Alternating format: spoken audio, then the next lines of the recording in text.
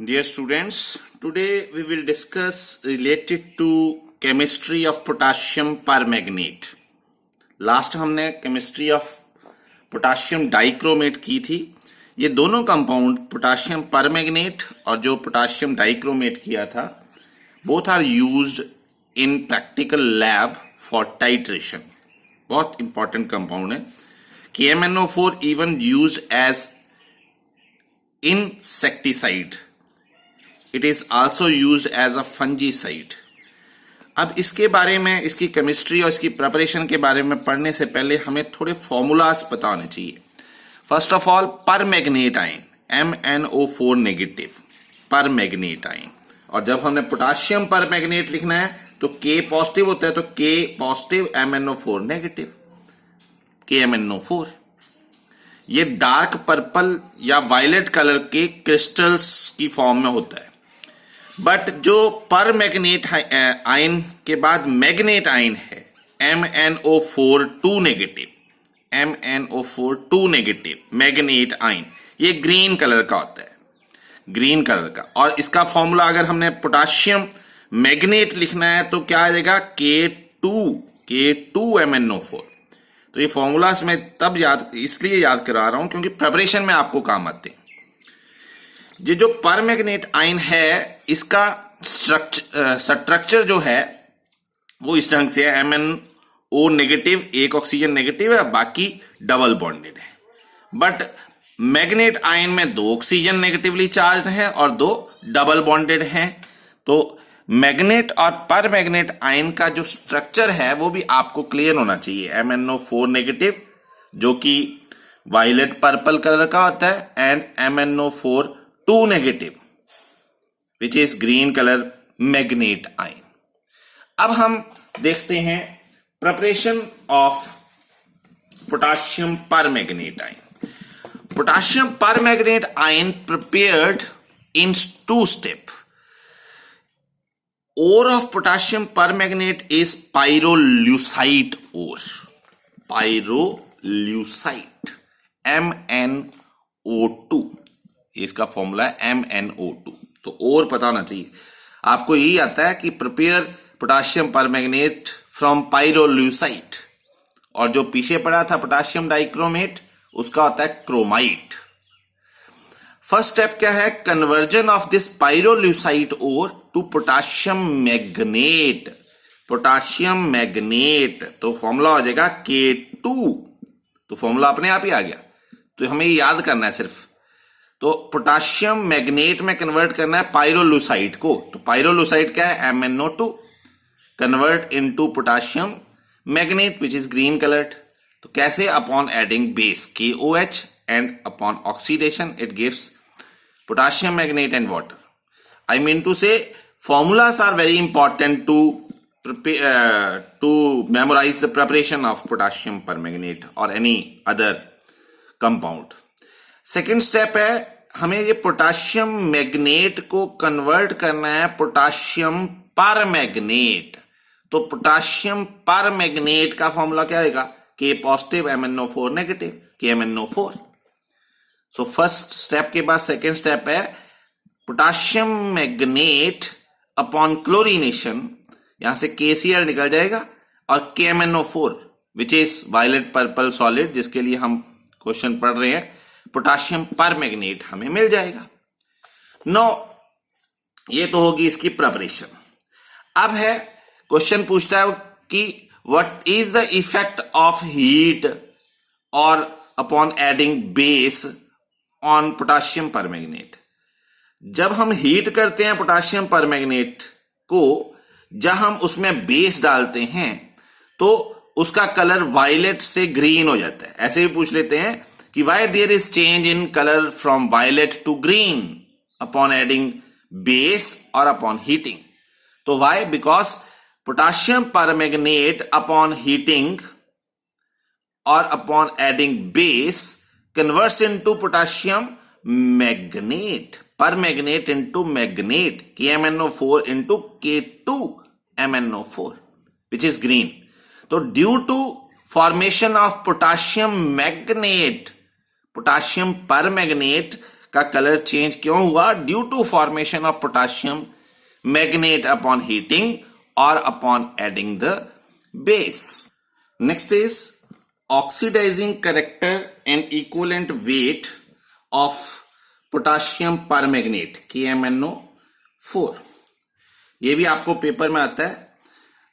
जो potassium dichromate था last जो कंपाउंड हमने पढ़ा, वो सिर्फ एसिडिक मीडियम में ऑक्सीडाइजिंग कैरेक्टर शो करता है, but KMnO4 act as oxidising agent in neutral, alkaline mean basic, as well as in acidic medium, तीनों मीडियम में. तो सबसे पहले हमें न्यूट्रल मीडियम में ये कैसे एक्ट करता है वो देखना है. जो पोटाशियम परमैंगनेट है KMnO4 in neutral medium mean in presence of water, it gives, क्या देता है वो हमें याद रखना है. It gives pyrolusite or MnO2 with base KOH and nascent oxygen, क्योंकि ये एक ऑक्सीडाइजिंग एजेंट है. तो हमें ये याद रखना है कि पोटाशियम मैग्नेट न्यूट्रल मीडियम में क्या बनाता है? Manganese dioxide. ठीक है. अब इसकी आयनिक इक्वेशन बैलेंस भी कर सकते हो आप, वो टाइम वेस्ट होगा, आपने खुद करना है. आयनिक इक्वेशन चाहिए क्योंकि इक्विवेलेंट वेट होता है. What is equivalent weight? Equivalent weight is equal to molecular weight over number of electron during oxidation और reduction.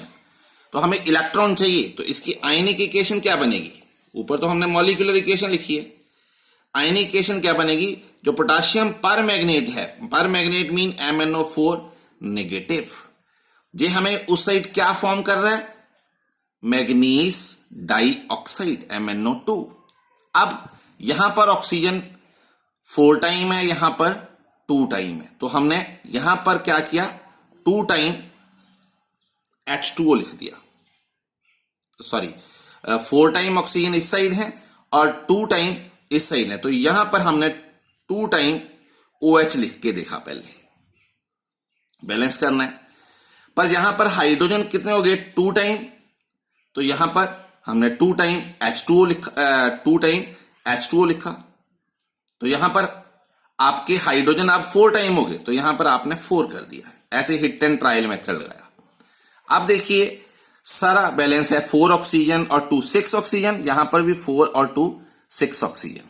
Manganese 1 time, hydrogen 4 time, hydrogen 4 time. अब चार्ज बैलेंस करना है, यहां पर 4 नेगेटिव है, यहां पर 1 नेगेटिव है, तो आपने यहां पर 4 नेगेटिव के लिए 3 इलेक्ट्रॉन को ऐड किया.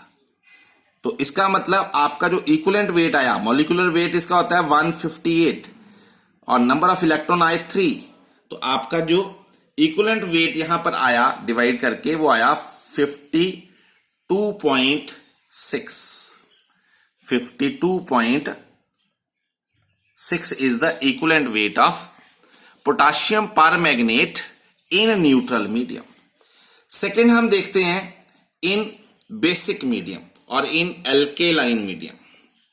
एल्केलाइन और बेसिक मीडियम, बेस ऐड करने पर ये ऑक्सीडाइजिंग एजेंट एक्ट करता है. वो कैसे? KMnO4 reacts with base KOH. अब बेस डालने पर हमने पहले पढ़ा था इसका कलर चेंज हो जाता है और ये कन्वर्ट हो जाता है potassium magnet K2MnO4. KMnO4 changes into K2MnO4. बाकी हाइड्रोजन है तो वाटर में कन्वर्ट होगा और नेशेंट ऑक्सीजन देगा. बट जैसे ही ये K2MnO4 बनता है, it will again changes into K2MnO4.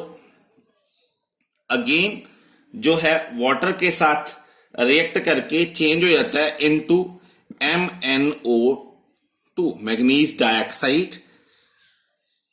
And देखो पोटाशियम मैग्नेट वाटर के साथ रिएक्ट करके मैग्नीज डाइऑक्साइड में चेंज हो गया एंड KOH. अगर आप इन दोनों इक्वेशन को ऐड कर दो, इक्वेशन नंबर मान लिया इसको 1, ये 2, ये 3.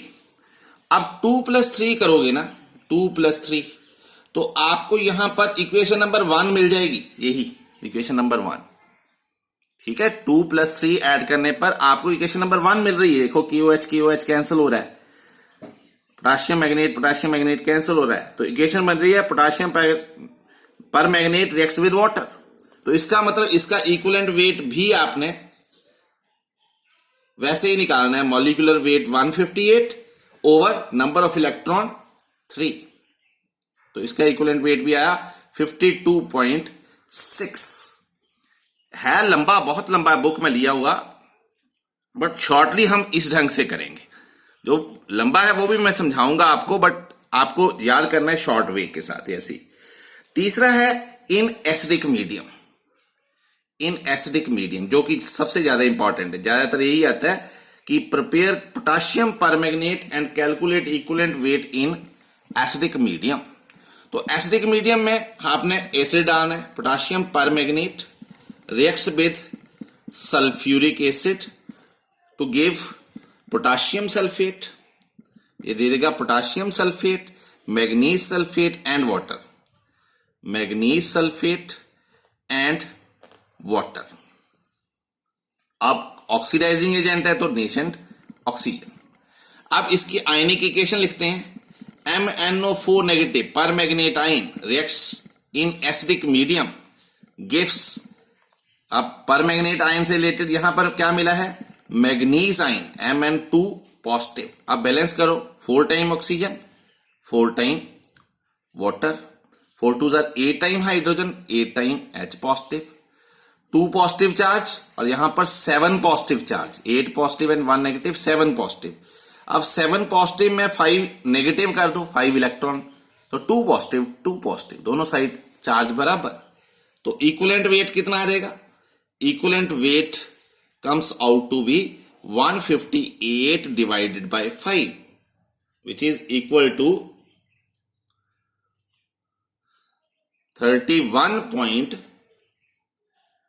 31.6। ये इक्विवेलेंट वेट आ गया इन एसिडिक मीडियम। अब ये एसिडिक मीडियम वाली इक्वेशन को आपने ज्यादातर यूज करना है to oxidise various types of compound. आपने एसिडिक मीडियम वाली इक्वेशन लिखनी है और सल्फर डाइऑक्साइड को ऑक्सीडाइज करके सल्फ्यूरिक एसिड में चेंज कर सकते हो, पोटाशियम नाइट्राइड KNO2 KNO3 में कन्वर्ट कर सकते हो, sodium sulphide Na2SO3 sodium sulphate में कन्वर्ट कर सकते हो। तो इस ढंग से एसिडिक, बेसिक और न्यूट्रल मीडियम में इन इक्वेशंस को थोड़ा याद करना है। बाकी हम नेक्स्ट कल पढ़ेंगे। Thank you.